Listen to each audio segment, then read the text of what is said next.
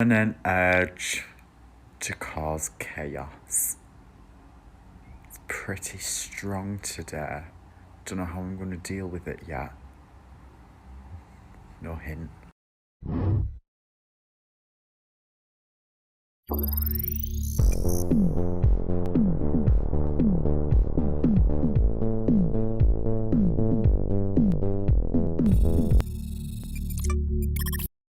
Hello, good morning, babies. Good morning, babies. It is too early. It is. Welcome to the first, best, and only morning show in existence. I'm Anthony Carboni. And I'm Saige Ryan. And my family gets here in like 3 hours. Okay. And how did you spend then your last couple days, Anthony, preparing for that? well, you know that I had to clean and organize my apartment because my family's coming. Mm-hmm. And your apartment's always chaos. And what my ADHD told me was there's a deadline, and now is the time to do everything I've ever wanted to do to my apartment. Yeah, starting with the project that's the most work and has the least amount of payoff. And so that's what I did. And they get here in 3 hours. This show takes 90 minutes, and my apartment is still a mess. And that's where I'm at. Yeah, the last time I had people over, my number one priority was hanging a gallery wall. Yo, that was totally like one of my top priorities too. I was like, they're going to come over and I'm just not going to have a gallery wall? Oh. How embarrassing. I looked around at all of the laundry and the unwashed dishes. Yeah, I hid everything else in another room. And like all the the mess that needs to go into closets and stuff. And I looked at it and I said, what kind of monster entertains family without a gallery wall? Yeah. So, you've seen it. Diminishing returns. It's a beautiful gallery wall. Thank you. All of the laundry, all of the... I have trash hidden, Anthony. You have trash not hidden. I hid trash. You have trash not hidden. It's a real problem. It's a real problem. And good morning, everyone. Good morning. Welcome to the show. If it's your first time here, hi. This is our morning news show. We do this every Monday, Wednesday, and Friday. What is news here? I don't know. Whatever we just decide is that We're day. the arbiters of what's news. Don't worry. We are. If we tell you about it, it's news. Mm-hmm. If we don't tell you about it, It wasn't news. it wasn't news, and it never was. So we got early access to follower emotes. So you now have a single follower emote on the channel. It just says Pixel Circus. It's cute. But there's also some other new emotes for subs. There's a whole... You've been knocking that It's mic crooked. around again? I just noticed it. It's crooked. I don't know how that happened. It didn't fall over. It's fine. Let's look at the cool new subs and the Thank cool you. new emotes for subs, because we're putting that work in. I feel like y'all just woke up. I feel like that's the title of the show. Yes. We just woke up. What do you mean you feel like? You're right. That's Hey, your feelings are valid. yeah, maybe the most valid. Anyways, let's go ahead and jump into it. I do also want to mention, I'm just throwing that down. That's true. We already had a lovely start to it, which we will go through and we'll do an honor roll at the end of the show and thank everybody who gifted subs, everybody who donated, all the new followers. But this is our monthly donation goal that allows us to mostly eat after the show. That's about it. Or any time during the day when we need food. Yeah. Because food costs money. It sure does. And this runs all month long and we appreciate it very, very much. And it is not reset correctly. But that's okay. It's not reset. It's not set correctly. No? I think it is. I don't know. Maybe it is. I think it's totally fine. Maybe it's perfectly fine. That's all right. I wanna open our day talking about Animal Crossing. Okay. I want to talk about Animal Crossing. All right. The Animal Crossing update dropped 2 days early. Yeah. With the official DLC dropping 1 day early. Have you played? No, I haven't touched it yet. No, I've you've been working doing on my wall. gallery wall. Yeah. I've been working on a very important gallery wall. Anthony, would you believe that I have? Saige, you played a video game? Look, I turned on I played a video game not on stream. Can you believe I played a game not on stream? You played a video game just to play it? Yeah, it's been a hard week. I did hear that it dropped early. I heard Happy Home is coming exactly on time. But I've been seeing all of the reactions to this new stuff. So much new stuff. So many things about like new villagers and gyroids and Katrina coming back. I mean, everybody is oh my god, over the moon. Capping. I've been seeing a lot of screen caps of capping. People have been capping. Yeah. I don't even know where to start, Anthony. Start somewhere. So let's start with the villagers. So Digby! Is Digby back? Is Rossetti back?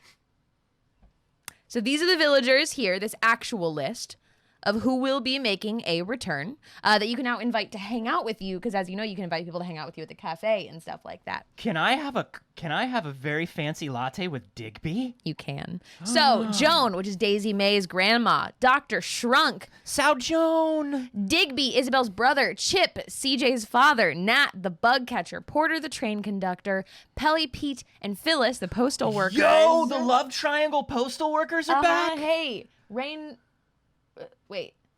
rain, snow, sun, or hail will deliver your mail. Nailed it. Something like that. Booker and Copper, the police pups. A cab. Wendell, Blanca, the faceless cat. I fucking love Blanca. I love Blanca so much. I love Blanca so much. Do you ever get to draw a face? I'm just gonna oh my gonna god, run Anthony, you can't press every button. I'm just gonna run that. You can't just press every button. Phineas, Lyle, and Gracie. I'm so fucking excited. Look at this. Wrong one. Mine. Me. There. That could be you, Anthony. You scan the Digby amiibo and Isabel comes at the same time? So they hang out together for once? If you call Joan at the Roost, she brings Daisy May with her. She's too young for coffee, so Brewster gives her a cookie. That's like when you and I go to the coffee shop. And I'm too young for coffee, so Anthony gives me a cookie. It's true. I'm so excited.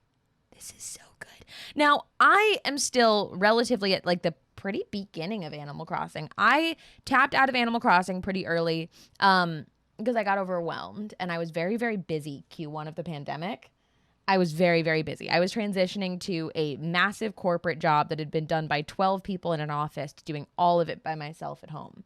So I didn't get to play a lot of Animal Crossing. Yeah. And I don't know how far out I am from a lot I features. I went swimming once, so I'm like 3 seasonal updates behind. I just swimmed yesterday. I just swimmed. I just Not swam, I just swimmed. I want to know what Rossetti is like with caffeine in him.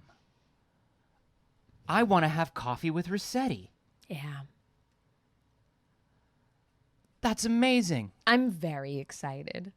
I love that Rover is there. I love Rover. I love every bit of this. This is wonderful. There were also, it was kind enough of Polygon to do a roundup of 8 really good quality of life additions that were added in this 2.0 update. These are things that we mostly knew from the announcements. You have your more designs post slots, which is great. Yeah. There was so much like debate of swapping out things in your designs. Dude, I was using so many custom textures and designs for my town because it really makes it feel like your own thing. And you remember I was doing all these custom spaces. Yeah. And the problem is you run out. You just run out so quickly. Yeah. Somebody posted a video of the difference because they previously had to designate an entire room to just DIY storage. I love that. And look what they can do now. Oh, the multi-select is so good. Hey, how did it take us this many Animal Crossing games to get multi-select? So your spare DIYs previously could not be put into storage, and now they can. Love that. Permanent ladders, everybody. Yeah, that we talked about. You just set up a ladder. You just set it up. There's going to be more inclines and bridges. Isabel has new announcements to say. The donation box. Yep, there's a donation box now. Town ordinances are back. Ordinances, of course, are now you're going to be able to set. The most interesting is setting what time your villagers are awake. There we go. Could not get to it. I had a big struggle of I was always playing at night. And everything was closed, and I was totally fucked. Yeah. I never got there for turnips. I never got there for Tom Nooks. I always had the in the past ones. I would have the early bird ordinance because I was always like getting up and getting on flights for work, and so it was like I need y'all to be up at 6 a.m. Yeah. Like that's just what I need. If I have to get up, you have to get up. All this stuff is really good. I mean, obviously we mentioned all the new stuff at with recent Cyrus at Harv's Island. There are new things to customize. You can also permanently get some of your favorite merchants to show up at Harv's Island, which turns it into more than just Harv's creepy island, where he keeps the casting couch and the bodies. So I hadn't actually been to Harv's Island yet. I'd only seen you go to Harv's Island. Yeah, I went for all the wedding stuff. Yeah. And I went and I had a great time. It's lovely, but it's like that thing where it's like, dude, you know, Harv, you understand the image you're projecting, right? And Harv's this is weird. Harv's like, I don't care, man. I'm just an old hippie. I don't care what it is. And then you show up and you're like, oh, okay, this wasn't bad. But hey, if somebody gives you a bad vibe, don't go to their island. That's true. If a stranger invites you to their private island to take photos. Speaking of photos, we have all kinds of new photo mode stuff. We talked about first-person mode. But also fish islands. People just been running around fish-eyeing their villagers. I love it. Look at that. Come on. The most important tool in any photographer's arsenal. Okay, now you know what they need to release? Skateboards. Now that you've got a fisheye lens, you could do a skateboarding montage. I want to do a skate video. I want to do skate photography and a skate video. Yes. I want to do like an old school like CYK video. I just love it. So good. Look at that fish-eyed penguin. So good. Now, one of the things that we were both excited about was the return of one of our favorite characters, Katrina. Katrina is one of the very important big money, big prizes sort of characters in Animal Crossing, where it's like Katrina is going to give you things that you have never seen before, or nothing. You are going to have the worst day. Yeah. So, her fortune now costs 100,000 bells. 100,000 bells to get your fortune told once, or just to bring her to your island? Well, here's the thing. I don't actually think that that's that wild. Okay. It's to bring her to the island. Right. No, but yeah. Yeah. From there, she can provide you up to one fortune a day. So it's 100,000 to summon her and make her move to the island. I think that's totally worth it. I think that's super worth it. And also, like, realistically, players on this particular iteration of Animal Crossing completely fucked the Animal Crossing economy. It was set up and balanced in a way that they were not accounting for what the stock market did. Yeah. Of going to other people's islands and selling there and making exorbitant amounts of money to the point where, like, people They didn't don't really think that need there was it. going to be a centralized turnip exchange. They didn't think we'd do it, and we did it. And boy, did we. Dude, I was making like a couple million bells every Sunday. So, like, 100,000? Fliff. I never did the stock Fliff. market much. I bought them a couple of times. Every time I would end up like getting called to a meeting and not being able to sell. I'd be like, all right, I'll sell this afternoon. And then my turnips would go bad every time. I know. I remember I would like remember to text you at like 11:45. I'd be like, did you sell your turnips? And you'd be like, oh no, my turnips, they're rotten. It sucked. So many and I cool. don't time travel. No, because that's cheating. I've thought about time traveling just to go experience the Halloween event because we just missed it. How do you feel about that? It's not to move forward in the game. Is the main thing. It's not to move forward in the game and get things. It's because I just missed it. I just feel like you mess with the time stream and things are going to go bad. That's not true. I just 100% feel like it. I feel like it is. I feel like, it's like that. It's like the butterfly effect. No, it's Animal You're going to go back and Ashton Kutcher's going to be on your island. You're not going to be able to get rid of him. I might. Just because, look, I'm not trying to skip ahead in the game. I'm really just trying to get the Halloween experience. And I was very busy at Halloween. Equally... Oh, there was still more. Oh, there's still more Animal Crossing? There's still more Animal Crossing, Anthony. Sure. There's so many new items. Let me show you those new items. Look at this. Just new items. Put on a whole ass carnival. There's fairy lights. You can have fairy lights. That's cute. Those were missing. Look how beautiful those are in the walkways. Particularly for campgrounds and stuff, I was like, there needs to be some string lights, so that's good. Oh my gosh, that gazebo. Look at that gazebo, the pergola. Look at the pergola. Wow. I saw a friend on Twitter be like, I could turn my island into the Feywilds, and that's exactly what I was thinking. Yeah, I was building like a weird. I think I told you they removed it, but do you remember there was the glitch where you could go behind a waterfall? Yeah. I was doing a thing where you could go behind the waterfall, and there was going to be like a Zelda dungeon. Yeah. And that stuff would be really good for the Zelda dungeon. They patched that. They patched that glitch out. Anthony, look Wings. at the bat wings. They got bat wings. And a bunch of backpacks. They got animal backpacks. That's cute. Wow. Look at all this stuff. Look at all this stuff. Okay. That's, yeah. Got a little cauldron. Do you remember when I built, I think there was a cauldron in there, because you remember I built that spooky woods? Mm-hmm. The haunted witch woods that you could go to? But that stuff would have been so good for my haunted witch woods. Oh my God, this stuff's so good. You still got that, right? I know, but that's, I mean, I'm saying. Now you get to go. Now you get to go and make it even better. The skulls, like I was doing the Dia de los Muertos skulls for my spooky woods. I had to specifically get the black skull. But now I can use real bones. We can use the real bones. Now you can use real bones. Do you know what else you Crossing. can? Do you know what else you can use that spooky set to recreate in Animal Crossing? What? Elden Ring. Oh yeah. You could make an Elden Ring. Hey, equally important in the world of video games, and I would say similar vibes. Okay. Similar vibes to Animal Crossing. We got 19 minutes of an Elden Ring presentation with so much footage. I'm so confused. The Verge said 15. You said 19, and it's 20, almost 21. How is everyone here wrong? They have an intro and outro, and the one that I saw was like a 19-minute long video, but yeah, it's probably not 19 minutes of actual gameplay. It's kind of like how we always start at 8 a.m. Yeah. This is Elden Ring. It's pretty. And baby, it's gorgeous. Some people were like, I don't think it looks good enough, to which I would say, you're not angry at the level of graphical fidelity anymore. Mm-hmm. You just don't like From Software's janky art style, which is fair. Yeah, I think that in watching it... Spirit Horse! Yep. In watching it, I was like, the environments are fucking stunning. The movement is a little awkward. Yeah, it always is, though. Right. It always is. It's wild to me to be watching a fully open world From Software game. Here's the thing that you got to be watching with a From Software game. Don't worry about how the humanoid characters move around. They're always going to look weird and stiff. Yeah. Look at the monsters and look at the decaying castles. And like the horse moves well. Yeah. The horse moves better than the guy. Yeah. And you can get different ones. I think he's on like some sort of weird, he's got like a horned horse right now. Ooh. Look at that dragon. Like this is fully open world. You just run around and a dragon shows up in a ding-dang From Software game. I'm so excited.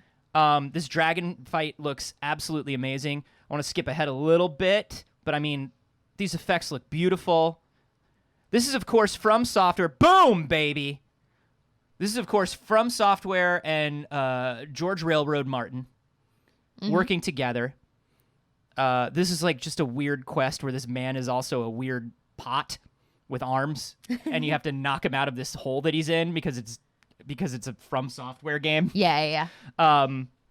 One thing that I noticed that you're probably not hearing here is the audio mixing on this is clear, which is so weird for a From Software game. Yeah. Normally, like in a From game, the Pot Man's back, baby. In a From Software game, the audio mixing is so weird that you have to have subtitles turned on to figure out anything. Look at that. That's gorgeous. It's absolutely stunning. But they made a big deal of, look at this. It's a map. In a From Software game, I have a map of the world. Anthony. I can go anywhere I want. Wait, Look at that map. I can put markers on the map like a ding-dang video game? That's a George Railroad Martin map. Baby, that's Railroad. That's our boy, the Railroad. You can put beacons. It's a video game with quality of life improvements. What? Who would have thought? What? Quality of life improvements at launch. Whoa! That's a big jump. Look at that magic horse jump. Oh, big jump. Good boy, bud. Good boy, horse. Going ahead, I mean, it's very Soulsborne looking because of course it is. You've got your, whatever you're going to call it. They don't call it Souls, but, whatever it's going to be. You've got the thing that they're showing off here is that it's way more just open, and the traversal is a lot easier. I don't know if you're familiar with trying to do a jumping down strike in Dark Souls. You really got to nail it. Yeah. You really got to nail it. And part of it was just, hey, this is the way a Souls game plays, and it's complicated on purpose. But part of it was also that From Software has always made just like busted video games. Remember that they were a failing... Look at that! They were a failing tax software company, and they decided to pivot into games. On a lark. Remember that. I mean, that was so cool. Yeah. These like spirit fighters. So in addition to summoning characters like other players and ghosts of other players, you're just going to have spirits of like monsters and other things that you can summon throughout the game with your horn. That's fucking tight. It's so good. I mean, the variety of like the different weather, the different lighting effects. Here you talk to a person and they look kind of like a person, which is crazy for a Dark Souls game. Yeah, right? Like they're kind of proportioned like a human. They did some like close-up facial animation in this at one point, and I was like, oh, that looks like a human being. Unbelievable. They do show, so this is where you're going into like a very large dungeon, like your standard rusty castle. Yeah. Your rusty, dilapidated castle. Your big, heavy door is there. But they talk about how you can enter this dungeon from multiple places because it is a gigantic castle that's on the map. So this is one way in. But there are like a million different ways to do this dungeon. And even when you're within the dungeon, there are a bunch of different ways to go about things. So it's not as... it's much more open than they've ever done, not just because it's open world, but even their dungeon design. I like the skeleton that waves to you. That's a tall skeleton. Yeah. Always tall skeletons. Real clip art skeletons. From Software does some real clip art skeletons. Y'all, I love this. This got me so excited. Yeah. Oh, here she is. Look at this. Are you ready? Are you ready? She's going to take off that hood, and it's going to look like a face and not like some nightmarish computer generated like, what is this? That's a face. That's a face, and not we told AI to make a person. Yeah. We fed 500 faces into AI. And this is what it came up with. I want to show one last thing here because it's very exciting. So cool. They end with a gigantic boss battle here in this dungeon. I believe they called this was like Stormhold Keep or something. Yeah, this is it. Sort of like a fantasy General Grievous here. And he's in love with this tree. I don't know. It's fine. It's fine. But this is what I'm talking about where I say you've got to look at... It's a lot of fingers. Yeah. Where I'm like, you got to look at the monster design. That's where it shines. That's where any From Software game is gonna shine. And look at the king of all things gold is what he calls himself. Look at all those hands! And fingers! So many fingies! And so many giant axes. Oh my lord. That's incredible. Look how tiny his little head is on top of all of his arms. I love it. That's and of awesome. course it turns into a huge Souls fight. A lot of rolling, a lot of ducking, a lot of parrying. I'm not going to say that we were concerned. We certainly weren't concerned. But, you know, we did wonder. Yeah. Why hadn't we seen it? Yeah. What was going on? Was Elden Ring another casualty of the panini, right? Yeah. We kind of wondered. And the little bits of leaks that we had seen so far were not promising. Mm-hmm. That first leak was just a camera spinning around. Yeah. You remember that?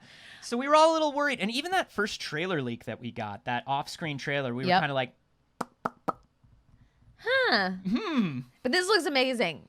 I love this. I'm so excited about it. And one thing that people were wondering about is like, what is this going to look like on my system? Mm-hmm. Are they pushing for 4K? Are they pushing for HDR? Are they pushing for frame rate? You know, one of the things that we're still mad about, Souls fans, is just like, why don't I have a 60 FPS Bloodborne? Yeah. I've got a PS5. Give me a 60 FPS patch for Bloodborne. Some hacker did it. You remember we showed it off. Yep. Push Square went to the collector's edition listing for Elden Ring on PS5 and Xbox Series X on the GameStop site. And under the enhanced experience section, GameStop's listing says Elden Ring on next-gen consoles will allow players to personalize their experience by choosing between graphic mode to enhance the game's visuals up to 4K or performance mode for a higher frame rate. Ooh, baby. That's very exciting. Ooh, baby. Now, From Software hasn't said that, and GameStop and Amazon have a tendency to fill things in to the best of their knowledge just so they can flip a page live when they need to. You know? Yeah. They put things in their database, and they're like, it'll probably have this, just so they don't have to do as much work later. But sometimes they leave stuff in. Sometimes things are mistaken. You know what I mean? So let's not take that as gospel until that's officially announced. But it makes sense. It does make sense. I think that is highly, highly likely correct. Another huge piece of news this morning. Another big old footage drop. Final Fantasy. You ready for a battle royale from Final Fantasy? Ugh. Verify cookie preferences. Game Informer. No. Final Fantasy VII, The First Soldier, which is, of course, the Final Fantasy VII Battle Royale, released its opening cinematic today. And we haven't even looked at it yet. I haven't even seen it yet. Let's check it out live. Let's take a look at it. Fuck it, we'll do it live. We'll do it live. Oh, you two are missing out. You two have to verify if they can sell your information, Anthony. Yeah. It's a new trick Game Informer's doing. Oh. The other thing is you have to let them have all the information. Let me find it somewhere. Normally, else. this is where we're showing something. Your browser's blocking third-party cookies, so we're not displaying this content. We'll just watch it somewhere else, Game Informer. We'll watch it somewhere else, Game Informer. Absolutely not. You have to agree to let us sell your data to watch a trailer. Get wrecked. Get wrecked. Get wrecked. Got it. It's almost like it's available everywhere else, and you should never agree to that. I know that place. I know that train. I know that evil corporation. These are all things I know. You know that guy. There's that guy. You know the boy. There's the boy. That boy. He never pays his train. He never pays his train fare. Only rides on top of trains. Now this is there we what? Okay. There's some fun Square stuff going on right now. Okay. Yeah. There's some fun Square stuff. Ah, there we fun. go. Okay, 30 years before the events of Final Fantasy VII. Set in the 70s. Boy, that was a time. Hippies, free love. Final Fantasy. Final Fantasy, Shinra Corporation. Carboy. Soldier. Okay. 1985. Okay. I love it. 1988, sure. Big hair, Aquanet, New Wave. Dragon. So this is it. This is the first Soldier. Now, of course, you play a member of Soldier, as will all of your friends. And this is the big boy battle royale set in the Final Fantasy VII universe. I'm not personally a huge battle royale person. No. But here's what I find fascinating about this. I'm not historically a big Final Fantasy person. There are a few entries that I really enjoy. I'm also not the biggest MMO person. But I'll tell you what, even for people that aren't into Final Fantasy and aren't into MMOs, Square did manage to do something with Final Fantasy XIV. And 14 absolutely slaps. And so I'm wondering what they're going to do with the Battle Royale genre. You know? Like... Yeah, I'm very intrigued. That's pretty huge. I think that it's smart to have a battle royale. Everyone does now, right? Everyone has kind of had to make one because that's where the status of games is right now. It's smart, but it isn't, right? Because they're a little behind. Yeah, not only are you a little behind, but now you have to. Well, it is because you're behind that you have to compete with the player base. you have to compete with the player base that is in 100 other places, right? And so you have to so Fortnite is made to be palatable to literally everyone. Fortnite is made to be the battle royale that everyone can play. What is your aesthetic? What do you like to do? Whatever kind of character you enjoy, Fortnite is there for you, right? That's their plan, and they got there early. They didn't get there first, but they got there early, and they have the majority of the player base. You know, Apex, a little more respawn, right? It's a little bit more about movement, traversal, like. You've got so many things that are already catering to the not the lowest common denominator, but the broadest player base. Yeah. And then you already have a few things that are for niche player bases. Yeah. And so now Final Fantasy is like, you have to want to play this in specifically the Final Fantasy VII universe. And it's mobile. Is it mobile only? iOS and Android. Right now, we only have a release date for iOS and Android. Huh. I could have sworn they said it was coming to PC as well. Maybe later, but no, right now all we've got is iOS and Android. It's very odd because an opening cinematic like this is a lot for a mobile game. You know? This is a big move for a mobile game. They are specifically hoping to crush in Japan. They're specifically hoping to crush in Japan, and if they get any other part of the rest of the world, they're going to be happy. But they're going for Japan. They're going for Korea. I do think that it will probably come to PC, is my expectations. If it does well. If it does well as maybe a mobile game in Japan. If I was Steven Square, yeah, or David Enix, right now, I'd be saying like, work on it a little bit. Yeah. Get the basic engine ported over to the PC, which should be fairly easy for them. Get the basic engine running, but let's not put too much into it. Let's see how it does on mobile first, and then we'll make an announcement. That's what if I was Steven Square or David Enix. Right. So this hits iOS and Android on November 17th. It's a 75-player battle royale. It's not a bad way to test it. Mobile's a good market to be in. Yeah. I think that battle royales on mobile have gotten very, very popular. But I would like to see it come to PC. I would like to see it. I mean, there's been a lot of success recently of putting things to mobile and Switch as well. Yeah. And I know it's complicated because it's Square. Yeah, they're spotty with their Switch support. But. I know, but then you look at like how well the Pokemon Battle Royale has done. That's on mobile and Switch, and that's like Unite's crushing, and a reasonable enough crossover too in like the way that you play it. Jumping from PC to mobile on a game, I've tried it. It sucks. I'm not a fan of it personally. I'm not one to take my PC game on mobile. Do you know what helps with that? The backbone controller that's sitting directly to your right. Yeah, unwrapping your backbone controller. But where am I going, Anthony? I don't know. To go where? No, I don't know. To go where? Nowhere. But I think what you want to watch when this game drops is not the player numbers over here, not the player numbers in Europe. We want player numbers in Japan. We want those Japanese player numbers. I'll unwrap my backbone when I travel. Okay.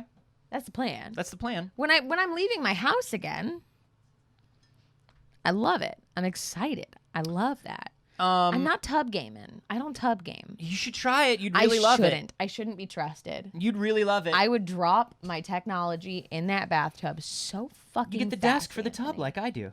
It'd slip right off the desk. No. It's no. No, I'm not trustworthy enough for that. Listen. I'm not responsible enough. Bathtub gaming. We've talked about it. It's the way of the future. Everybody should be playing games in their bathtub. Speaking of a game that I played in my bathtub, Mario 3D All-Stars. Yeah. Mario 3D All-Stars has been... We've been keeping an eye on it lately, and people have been mentioning it a lot because we did realize, or it was reported, they're using a different emulator for Mario 64 on Switch Online. Yes, they are. Than they used for Mario 3D All-Stars, which has led to some interesting things. It's led to Mario 64 on the Switch Online not running as well, not looking as good, being a little buggier. Yeah. But it's also led people to go, oh, does that mean I can't use my $50 reproduction N64 controller on Mario 3D All-Stars? And the answer was you could not. You could not. Until now. Until now, Nintendo has released an update that in the game version 1.1.1, which is now available, you will be allowed to play the title using the same controller as found in the original N64 release.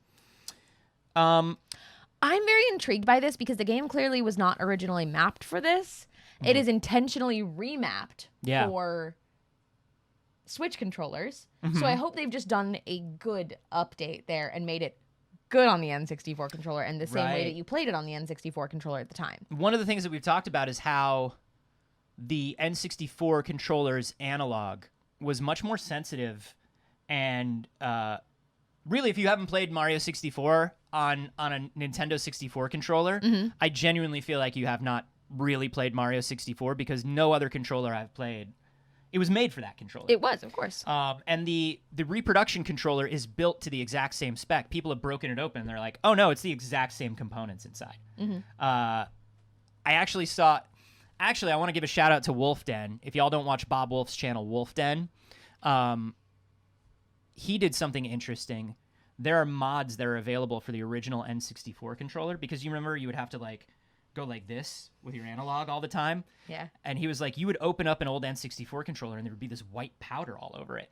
And it's because you're grinding down the analog stick. Have you ever noticed that on your Switch analogs? You can see like the ring. Yeah, that makes sense. So they actually sell like a steel post, like stainless steel ball bearing replacements. Wow, that's that you nice. can put in and make them feel real nice. And it turns out those are also original components. If you ever stayed in one of those hotels that had like an N64, those were built to be like heavy duty because kids would be like, you know. Right. And so they were all stainless steel on the inside. Wow. So you can get that. So you can have, if this plays correctly with that reproduction control, and it should, we should be able to have N64 games that feel like N64 games. Yeah. Like they haven't since back then. I'm very excited about it. I think that that's really wonderful. Hotels with N64, someone said. I remember specifically, do you remember when McDonald's had consoles in it? I remember McDonald's having GameCubes. McDonald's had GameCubes, but they weren't extra heavy duty, and you could tell because you would go in and like some kid had just ripped buttons out of the GameCube absolutely. And they were like attached to the thing on these like retractable kind of like tubes. Man, God, I loved it. Shh, how dare you? Please. Like, look, did I have a GameCube at home? Absolutely. Did I want to go play that one? 100%. 100%. Sometimes they had demos for things that you didn't have. Yeah. Oh, and they never cleaned them. You're absolutely correct. Yeah, they don't clean anything. Are you kidding? So that's kind of cool for Mario 3D All-Stars. We've been giving Nintendo some shit over the last couple weeks about Switch Online. But they do have a tendency to update things pretty regularly and add new ways to do things. So hopefully they'll keep tweaking and they'll make that experience what we want it to be. Yeah. We talked about Amy Hennig's Marvel game. And there was a lot of speculation. Our queen is back. She's been gone for a few years. And everybody said, "What's up?"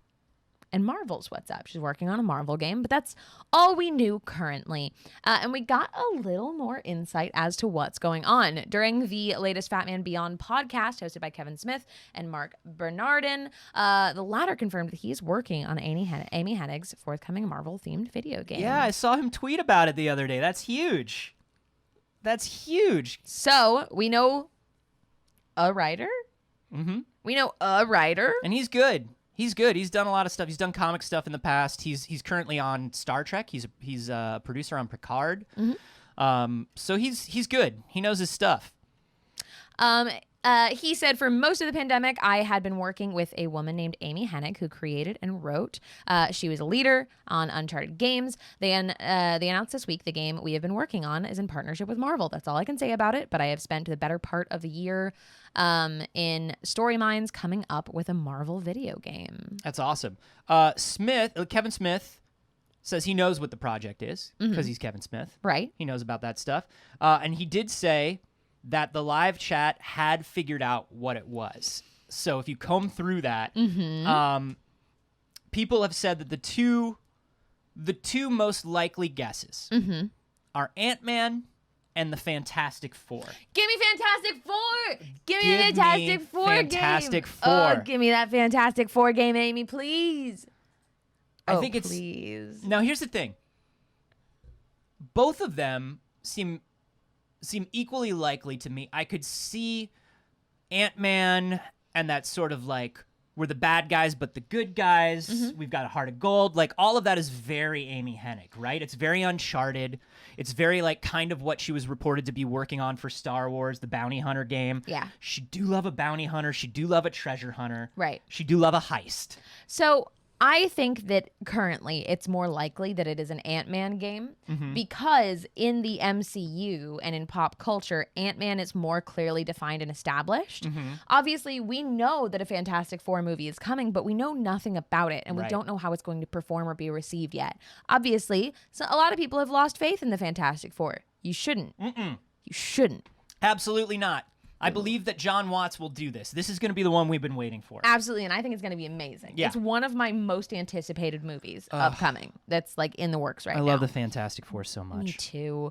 But with that in mind, if they've been working on this already for a year, and I mean, either they have a lot of faith in that Fantastic Four movie. Yeah. But I mean, we're on third film into Ant-Man. Ant-Man's more bankable. Ant-Man's already in the theme parks. Ant-Man's, you know what I mean? Like, yeah. And also the thing about if I was Amy Hennig, number one, I'd be 10 times smarter and 10 times more talented, and this opinion that I'm about to give would be like base level for her. But if I was Amy Hennig and I had just come off a Star Wars thing that didn't happen, I would say to myself, I don't want to work on a game that is in production with characters that are also in production because I don't want to deal with the revisions and the brand stuff that I would have to go through. I don't want to put something in my Fantastic Four game and then have somebody high up at Marvel or Disney tell me, you got to take that out of your game and we can't tell you why. Right? Yeah. And I think with the Fantastic Four game and movie in production, that's super likely. I want to play as the Fantastic Four. I know, me too. Me too. I think it's Ant-Man, though. And if it's Fantastic Four, I'll be so happy. I think an Ant-Man game is very fun, though. I do, too. The big to small and the heist and, like, all sure, that stuff. Absolutely. It's going to be so fun. And then, like, also, fun. you know, Amy Hennig also... See, here's the other thing. Both of those games would benefit highly from what Amy Hennig does with assistive AI. Yeah. You know, because not only do you have Ant-Man's crew and the Wasp and like everything, but you also have the fucking ants. Right. You can have AI ants that you control. The A in AI stands for ant. It stands, yeah. Ant intelligence. Ant intelligent ants. And then the A in ants stands for artificial intelligence. Yes. Correct. So that's very exciting. Pikmans. Pikmans. Like little Pikmans. Oh my god. I finally did a Pikmin Bloom walk.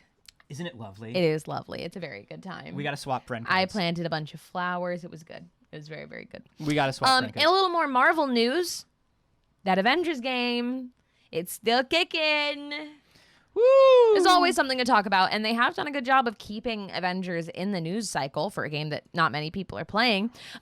They are getting Spider-Man finally. Can you believe they didn't have Spider-Man?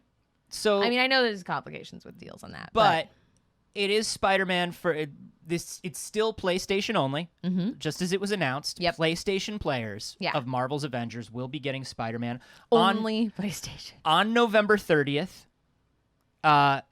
Peter is arriving in the Great Power Hero event.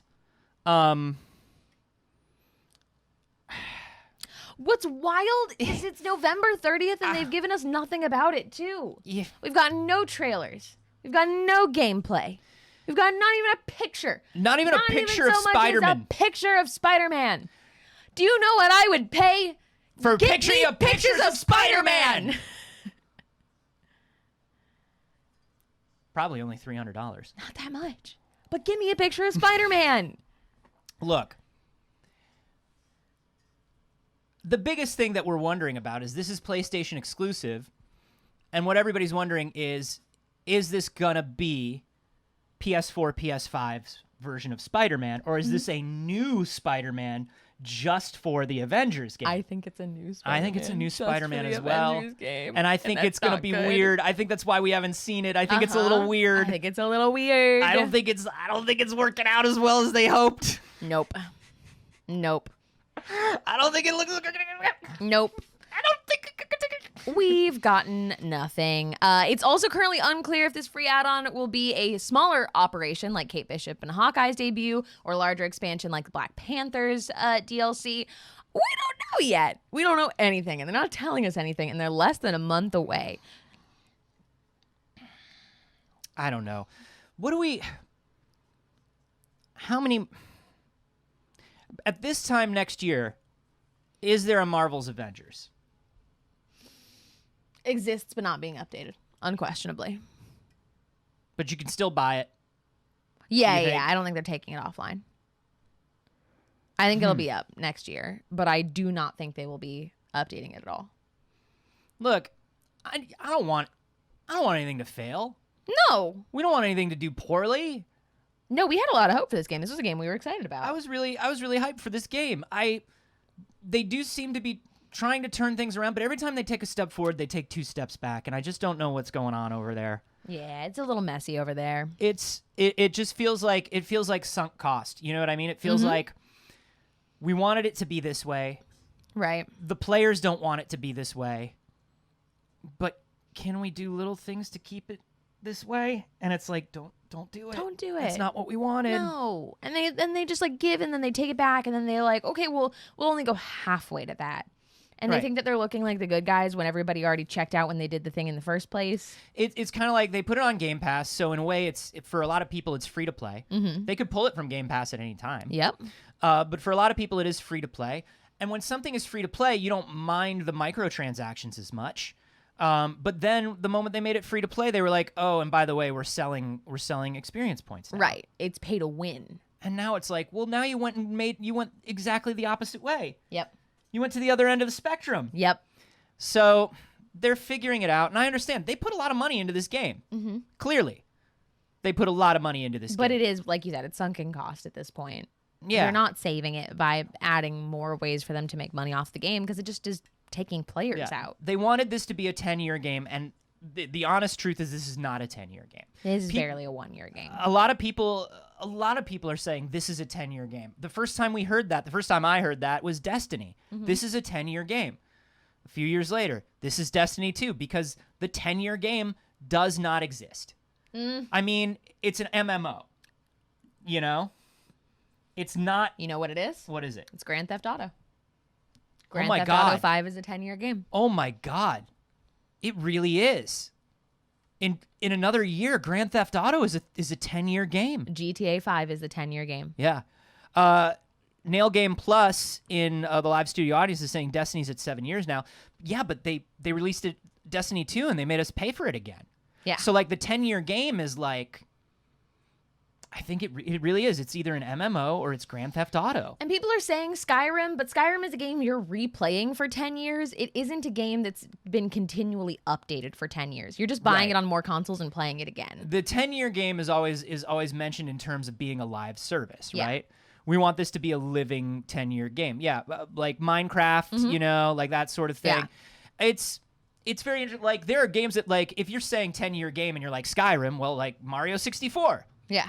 Mario 64 is not a 10-year game. Right. That's not what we're saying. Yeah. 30-year game? This is 35. 35. This what we're saying is people are trying to create these live service games. They want their Anthem. Right. They want their Destiny, right?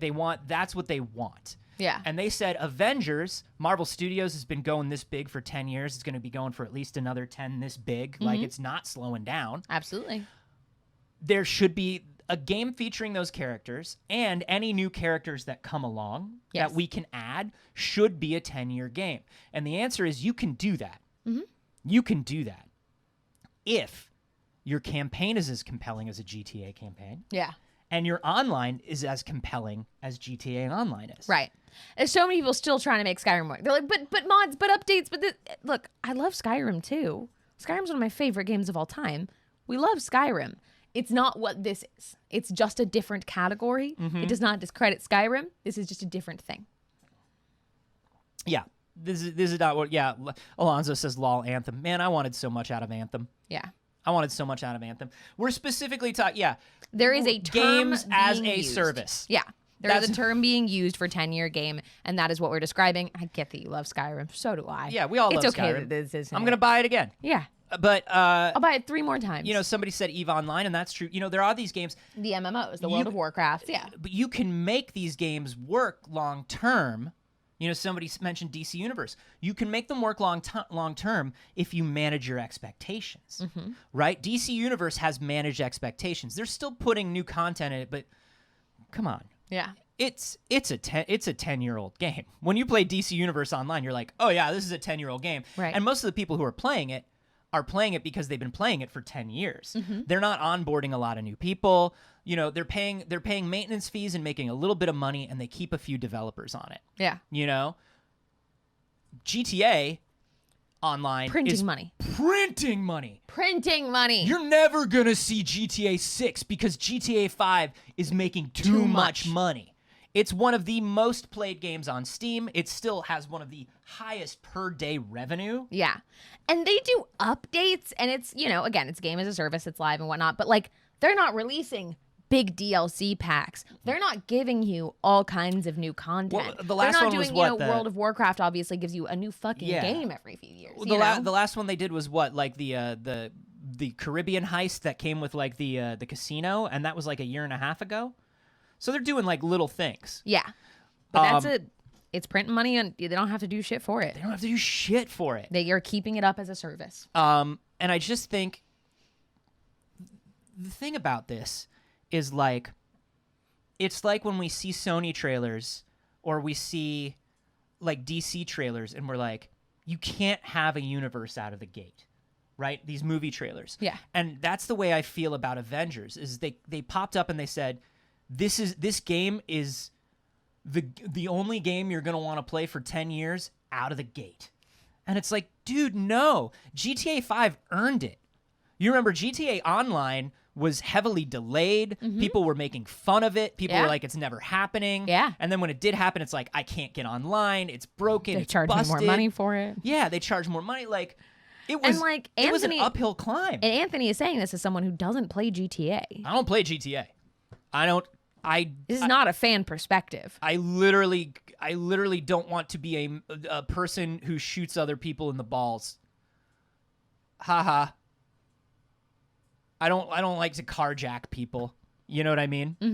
Like, it's just, it's like, okay, cool, man. Right. You can do a violent with your, like, I'm also not yucking anybody else's yum. It's just not my thing. Yeah. But man,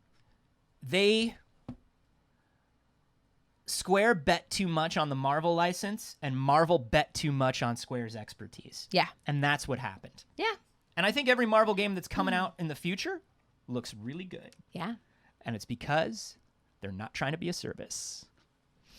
Let's talk about a lovely indie game.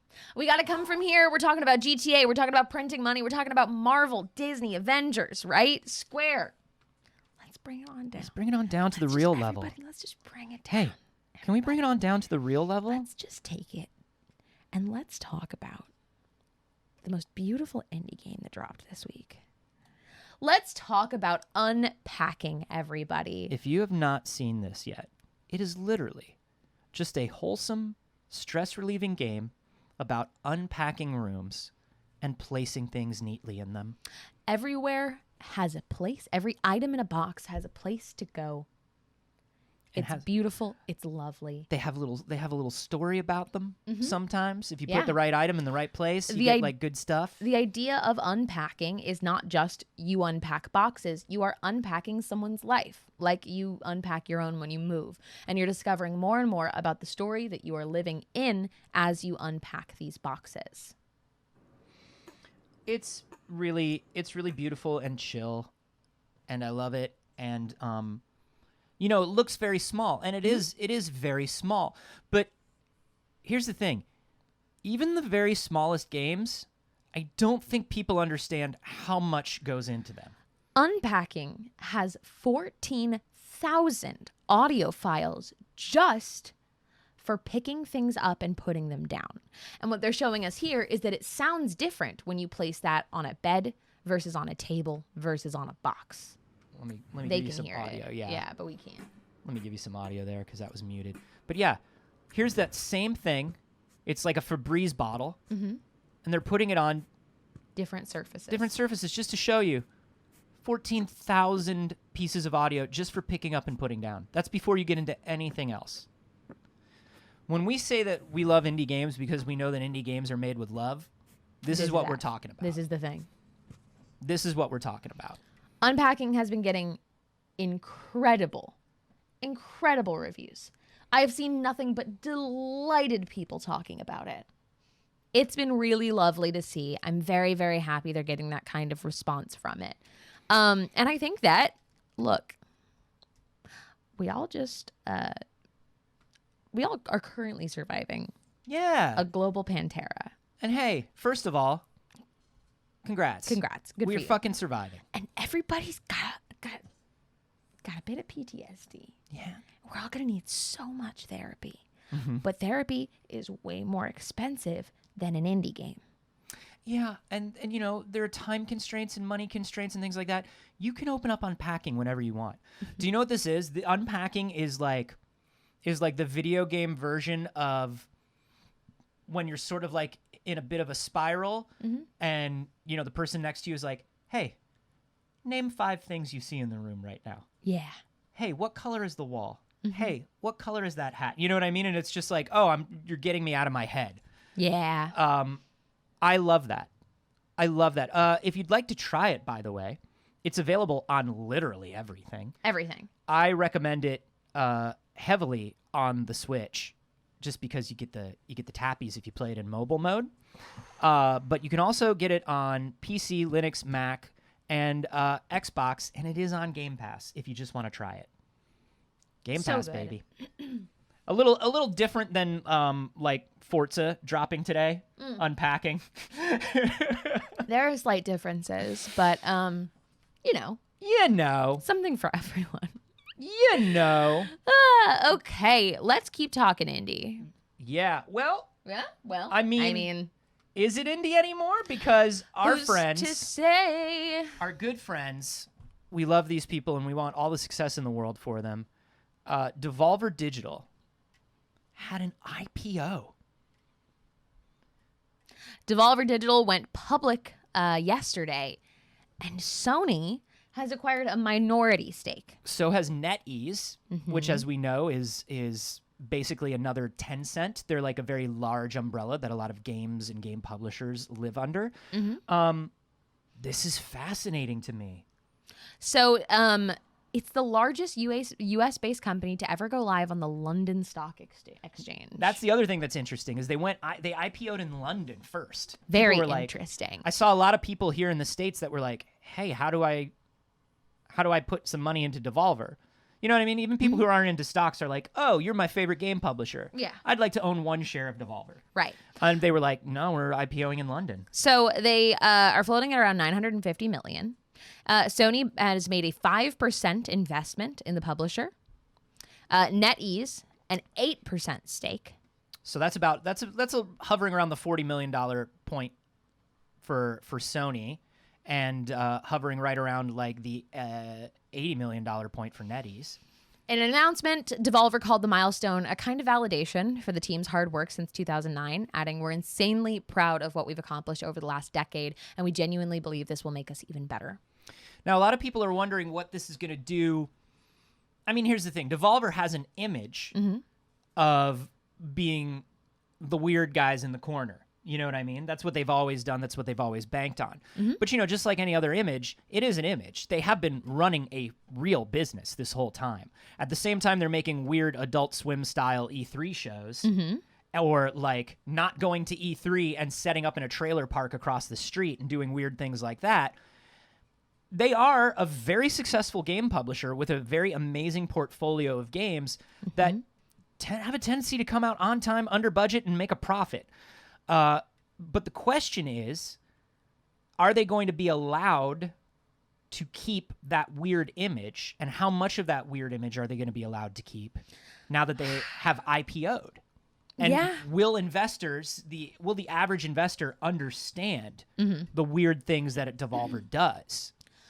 I feel like with these small of stakes, yes, I hope so. They said that this was a necessary and correct move for them to be able to continue to grow. It'll allow them to work on and partner with games that they had previously not even been able to consider. I think these are small enough stakes that I have hope that it shouldn't affect the studio. Well, and I want to clarify that I'm not worried specifically about Sony and NetEase, but I'm worried about just having a shareholders meeting.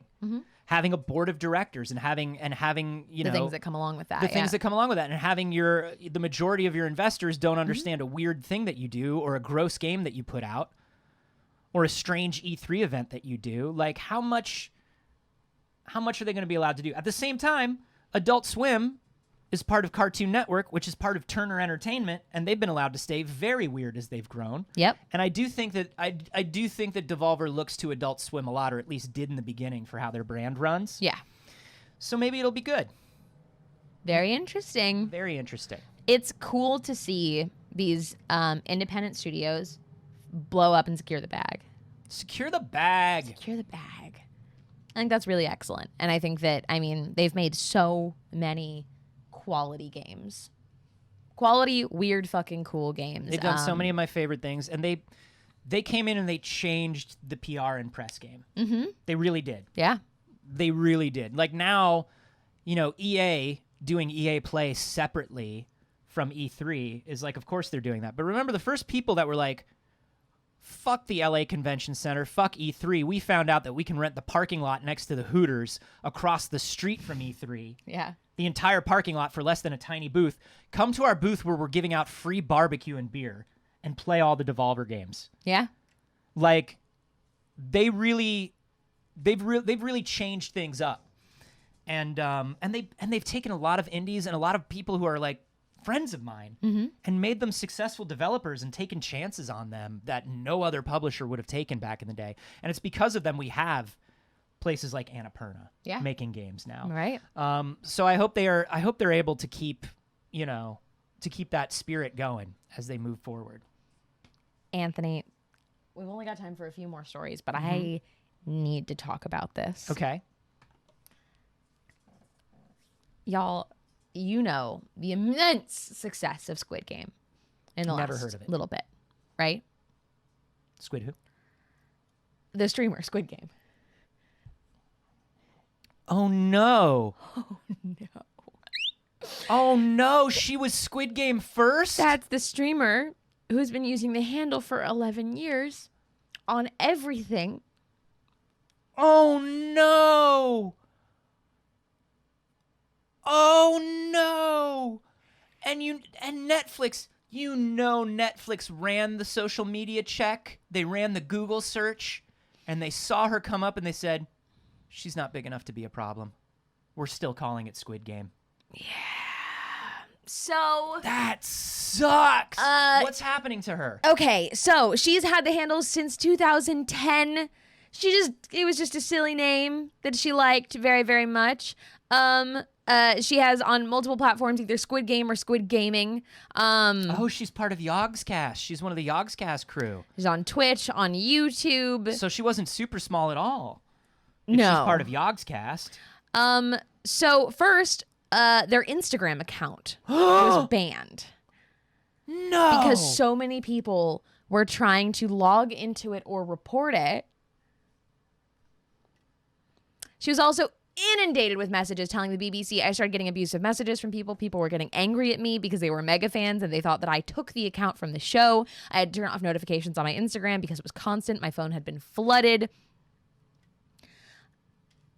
It's rough. That sucks. Now Ellery says that she's lost 2 presenting jobs because of her inadvertent association with the show. It looks like I might have to change my handle after all. I've lost 2 amazing presenting opportunities because people don't want to hire me with my Squid Game handle. Yeah, no, because Netflix could be like, you're saying that Squid Game is appearing at your event.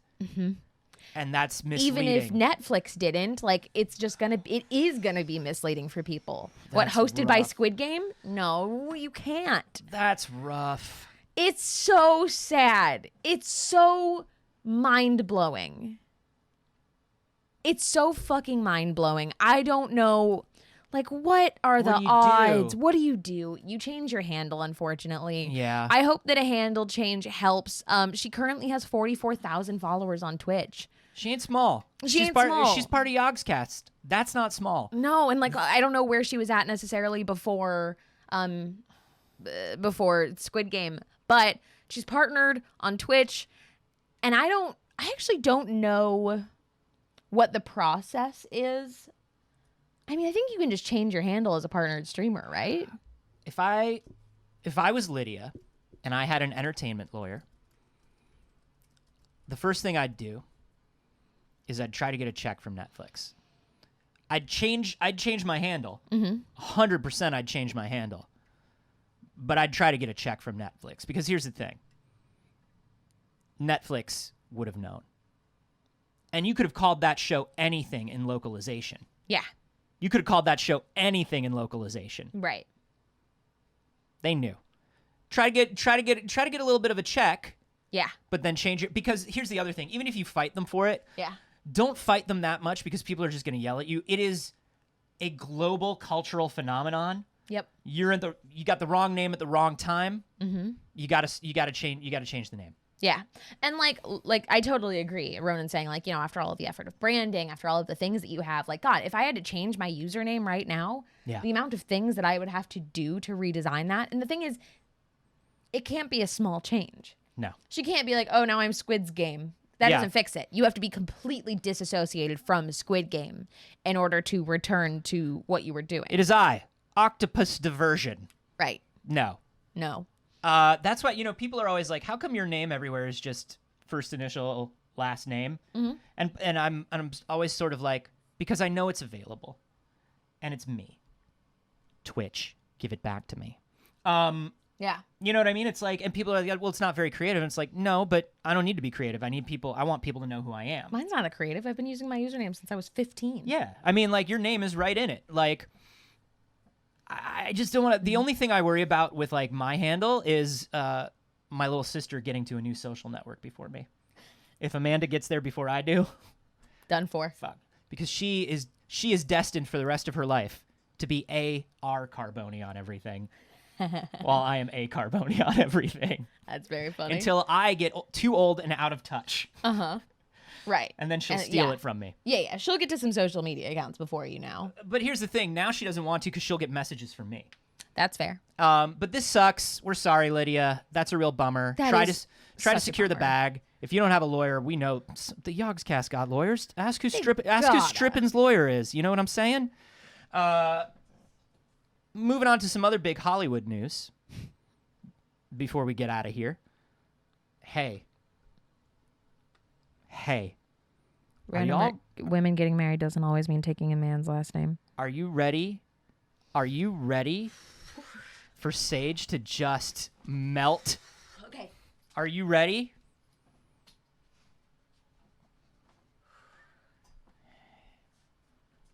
Daniel Day Kim is Fire Lord Ozai. Yes! Daniel Day Kim is Fire Lord Ozai in the live-action Avatar series for Netflix. Yo, you can't see, but I have goosebumps. My hair is standing on end. It literally is. This is so fucking perfect. This is so fucking good. Baby, he's always been daddy, but now he's a father. I know. You know what I'm saying? Yes. Father Lord Ozai.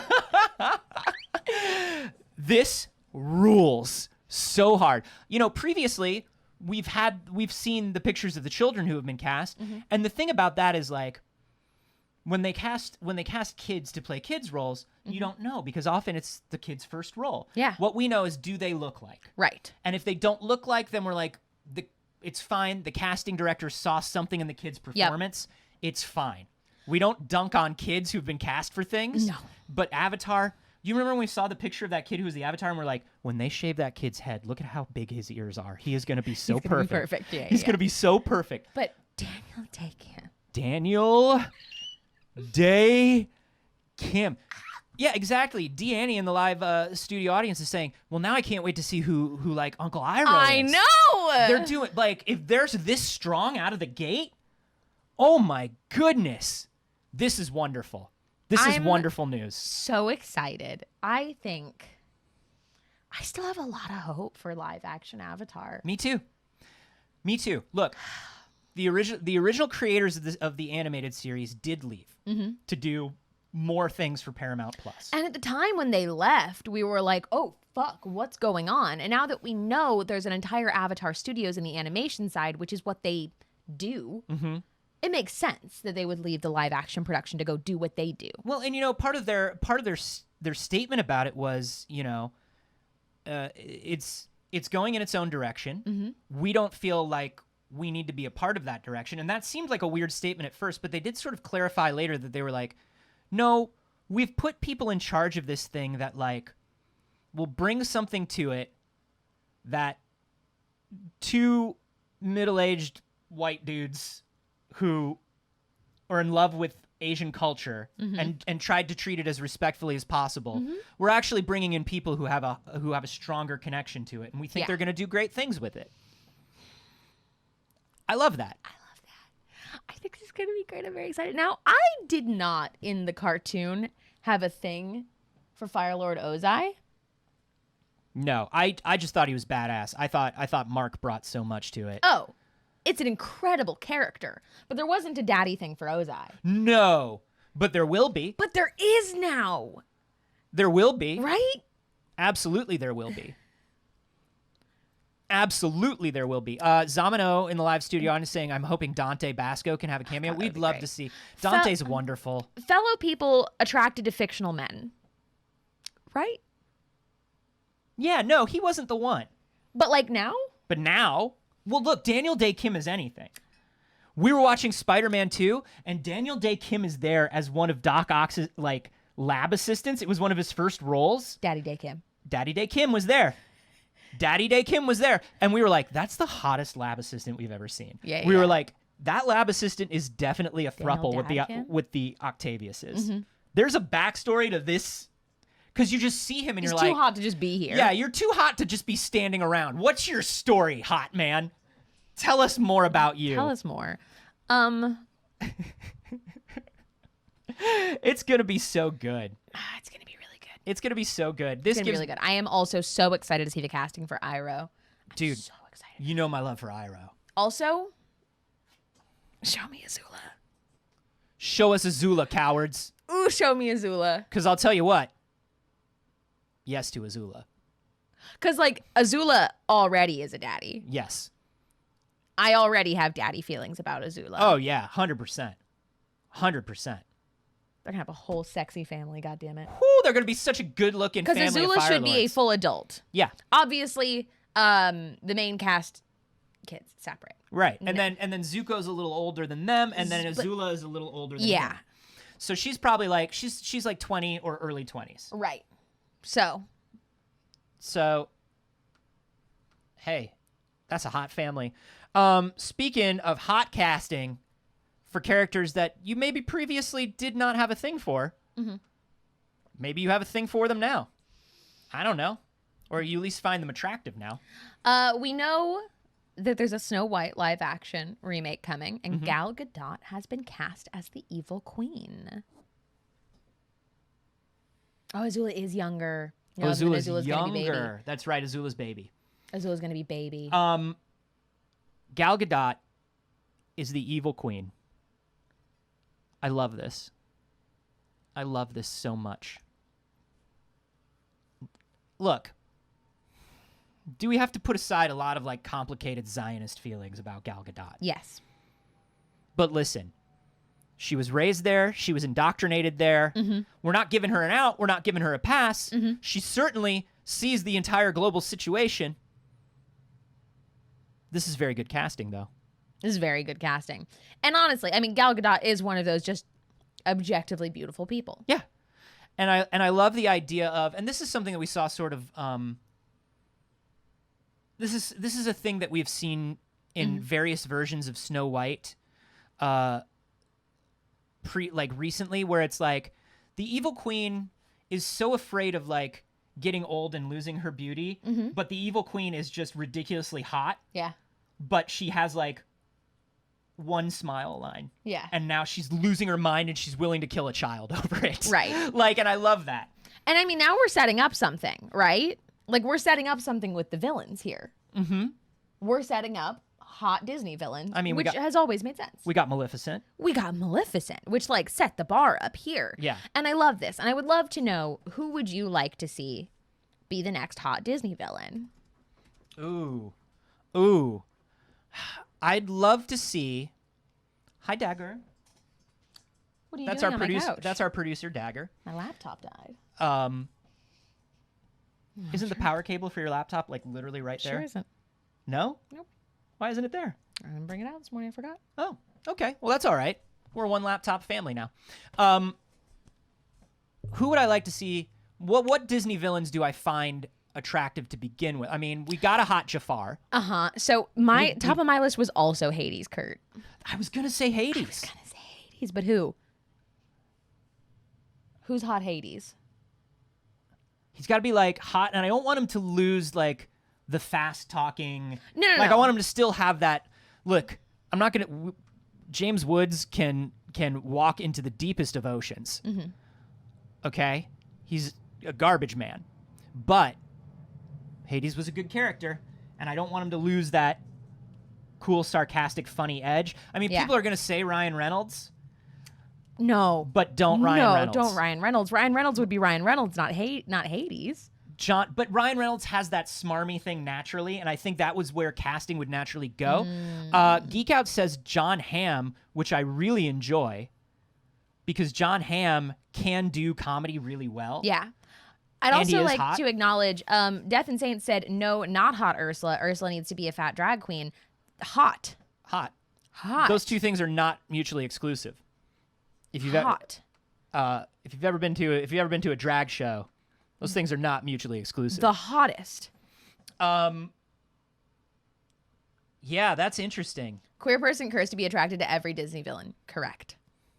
I mean, look, if they they did a live action Lion King, but we weren't allowed to get a sexy Scar. But Scar, if he was a human, would obviously be the hottest. I'm thinking Michael B. Jordan. Sure. Michael B. Jordan is the hottest person. I'm going to bring this up even though it's he already doesn't have the depth of the voice, I guess. I want to just bring this up because this is out and it's extant. It's in the world. Yeah, this is the thing. Disney's Twisted Wonderland? Yeah. The Disney Twisted Wonderland anime series where like it's wizard school for Disney villains and their kids, yeah. And every house has a different hot Disney villain. I think it's their kids, right? It's like a Monster High thing. I think it's like Monster High. But I think the actual villains are also there and they're hot. Yeah. That's what I think. I don't really know. It's fucking weird. It's weird, but it's also like, hey, they know what's going on. Disney is very keyed into the fact of what the Tumblr and fanfic communities are doing. Yeah, they put DeviantArt in a show. I mean, look at that. Anyway, that's super weird. So I think, yeah, they get it. They get that we want hot Disney characters and hot Disney villains. Ooh, I'm just trying to think of a Disney villain that I would want to be like super hot like that. And I think they've nailed like the first two that you want, right? Yeah. I mean, and obviously, like we said, Ursula, but I don't know who else I would want. Hey, if you want to go see a bunch of super cute Disney villains, we did a Disney villains one shot here last month, and you should go watch it. I played Kylo Ren. I was a little pouty boy. I was the poutiest little boy. And she also played Kylo Ren. I punched a wall. Did you sneak a good soup in there? I refused to. No, that's not Kylo Ren. Okay. That's fair. But I did sneak in. I heard Kylo Ren has an 8-pack. Good. Yeah. Oh, he's shredded. Yeah. He's shredded. I I do want to mention one last piece of casting news. Yeah, let's get into it.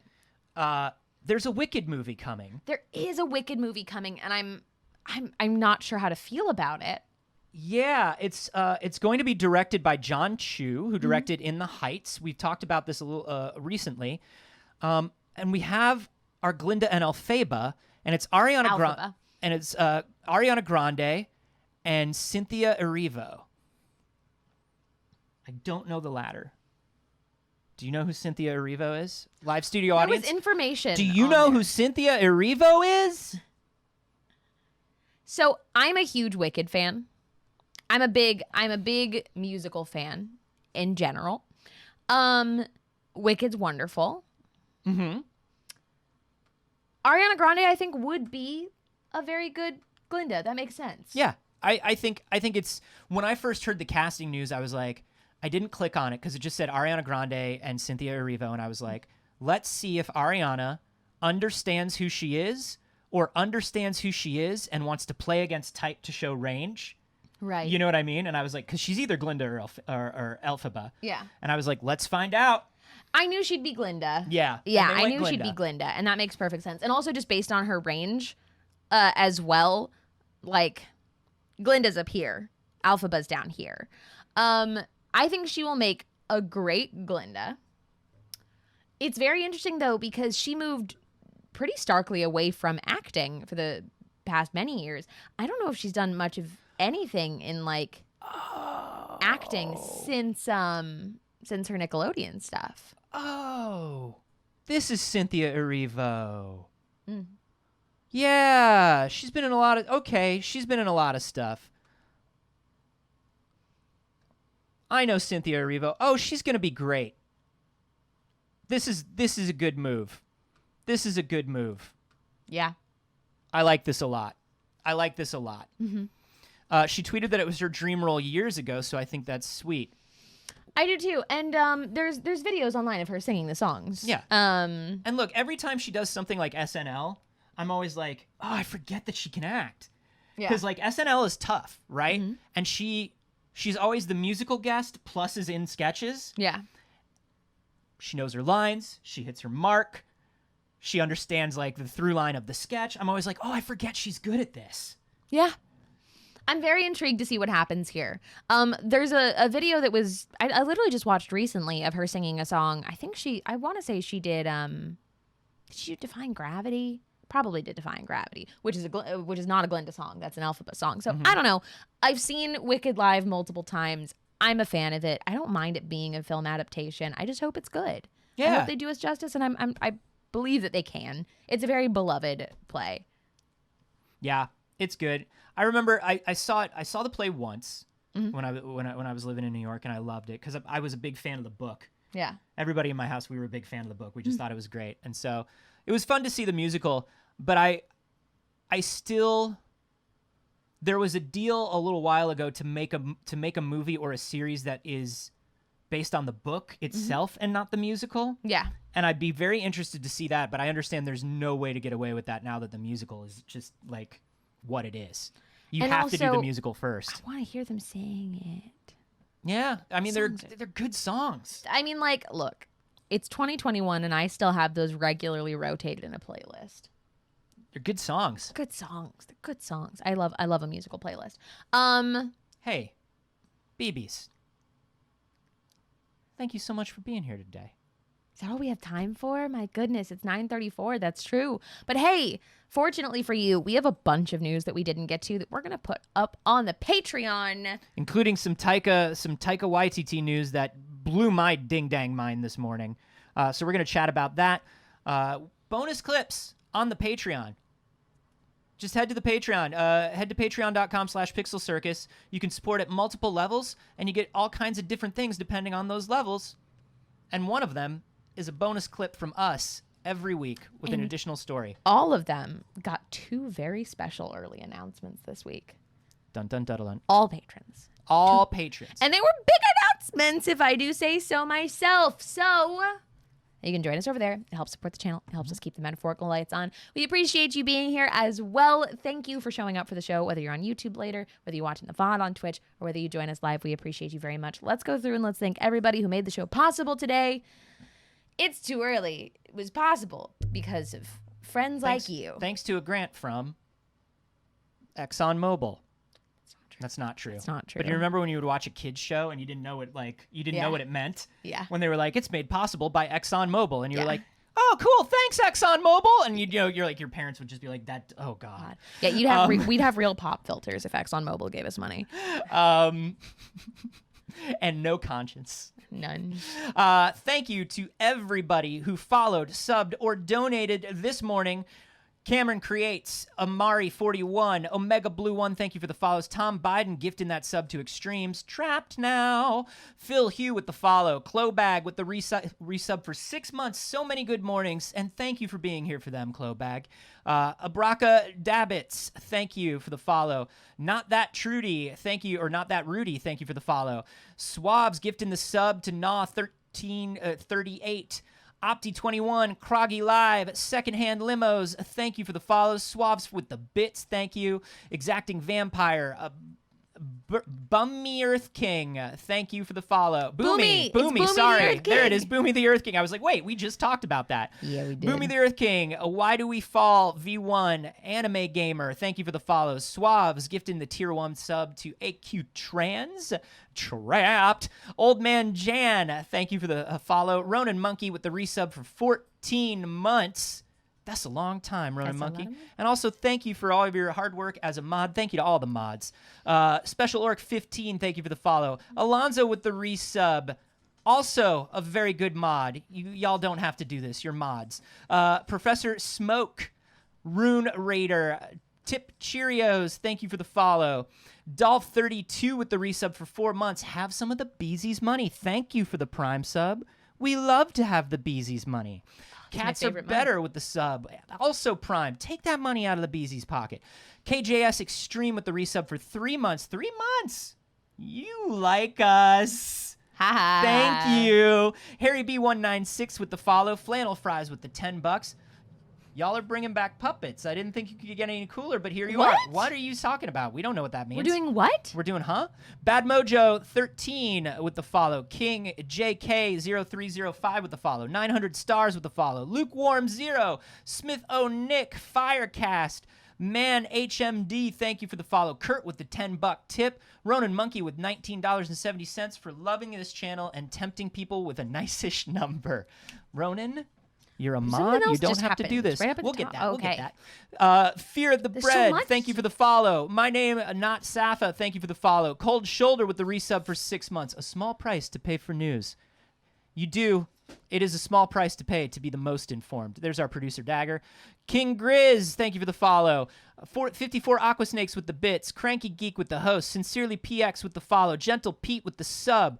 Susie Roy with the follow. Arlo Soft with the sub. Flow Fighter gifting subs to 5 people who are now trapped. Zachary Fields with the follow. Ahoy hoy, thank you for the follow. Danny Boys Calling Pipes gifting all those subs. So many people trapped. Self-Aware Can Opener for 13 months of resubs. That's what we call a Pixel Circus year. Peekaboo, thank you for the follow. Legend Bean, thank you for the follow. Hawk RMB with the resub. Y'all have been generous today. The resub for 8 months. Calmer resubbing for 14 months. Breath of the Elden Soulsborne looked amazing, and I can't believe they gave us 19 minutes instead of 15. Now I go back to work. K, thanks, bye. I know you resubbed specifically to dunk on the different running times, but Calmer, you're a mod and a TD for us. You don't have to do that. Flow Fighter 1 with the gift sub. Blue Pirate, thank you. Fabio is Butter with the gift sub. Just Call Me DJM with the 7-month resub. Huzzah. Huzzah indeed. Just Call Me DJM. And Righty M with the $50 tip. The hosts of the best and only morning news and business show deserve more than just a sugar breakfast. Well, thank you, but all we want is a sugar breakfast. So we ask. That's all we ask. We also got a $25 tip from ExxonMobil. Hey kids, here's the usual bribe. Thanks, ExxonMobil. A special thank you to ExxonMobil. We love you very much, y'all. Zoe Maria with the last moment follow there. Welcome, Zoe Maria. Hey, we understand.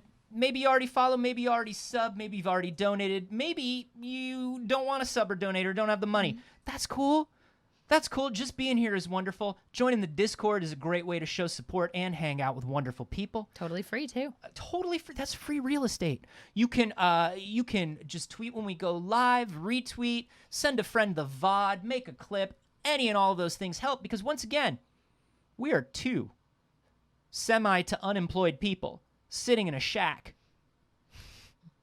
doing our best. Doing our dang best. And we really, really appreciate it. Hey, yeah, go on. You know, Go on. I realized we're thanking all these people for following, and we've got so many new friends and followers. Yeah.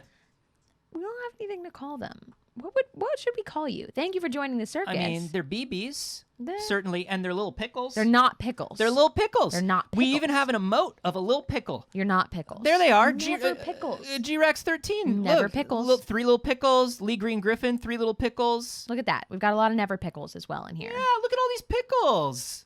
I'm seeing so many pickles.